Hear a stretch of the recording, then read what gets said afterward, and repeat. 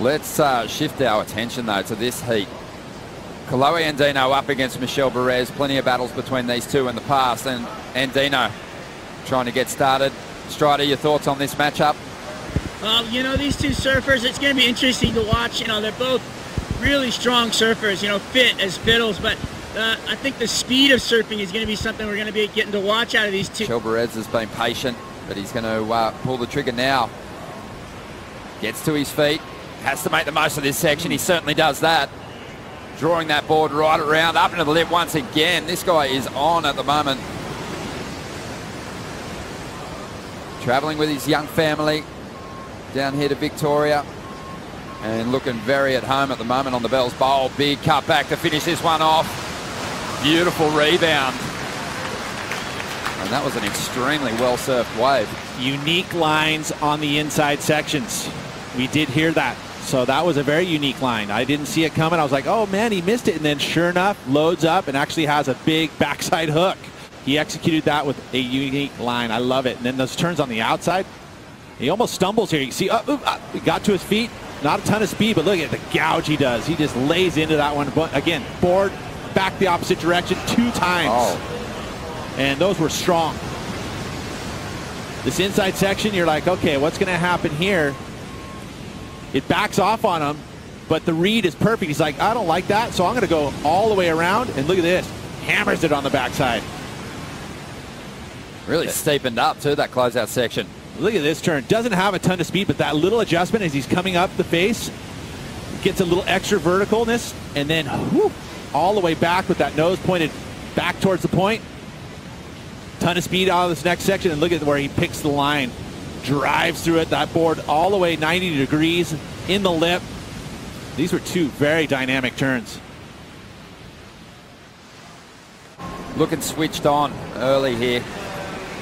Here we go, look at this wave. Andino, a lot of speed to use on this section. Drives up into the lip, it kind of throws him back down. Wave flattens out a little bit for that second turn. Needs to make up some big points on the inside here. Nice hook off the top. This wave's starting to get away from him. He climbs up late, does his best to shove one more turn in before the closeout, but can't quite stick it. So the idea being that when you're framing your big moves, you got to finish them to finish that wave. First turn's epic, though. I mean, this is where he connects with the lip. So dangerous to do here, but he just attacks it. Bang! Hits it hard. Keeps the speed going. This section here let him down. It went into that fat water. It didn't steepen up for him, so you just had to cut it back, but then the wave loads up for him again, and this is where he finishes that turn down, and the wave runs off. Can't get to that last section. Had he been able to get that last section, we would have seen a comparable number to Michel Bourez, but instead, going to be a low score. Just too late. Look at that, just underneath it. Good effort. Well, Michel, very lucky here to be given another opportunity.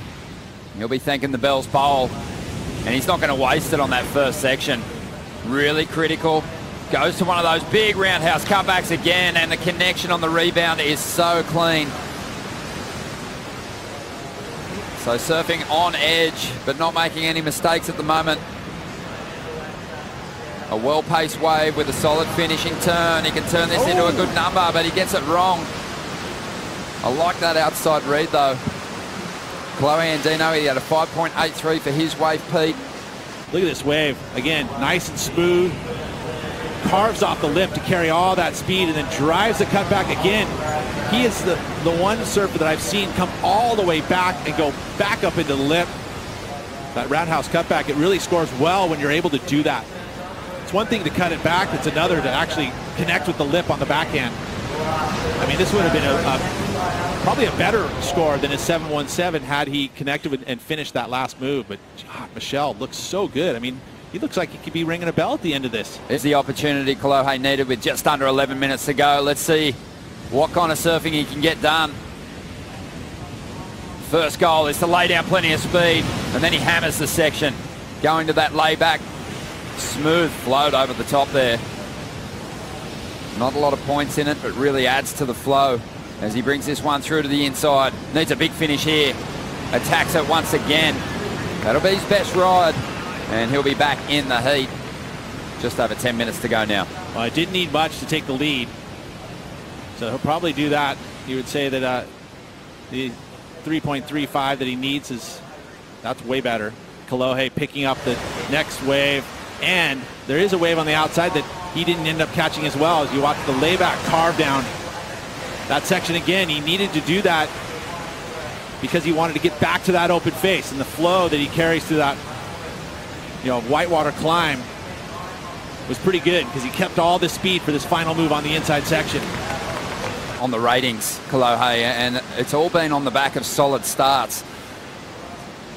So he wants to make sure that he gets the job done here on this ride. The first section didn't really stand up for him, but he read it pretty well to get some speed down the line. But as you can see, he's over this one. 2.5 minutes to go. And that's not going to be the 7.02. Oh, not even close. And now priority shifts to Michel. So with the 2.5 minutes, he's got to hope that there's one more set with a couple waves in it.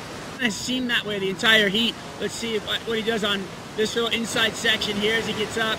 Does a little setup turn there, and he's going to go through the lip here. Big.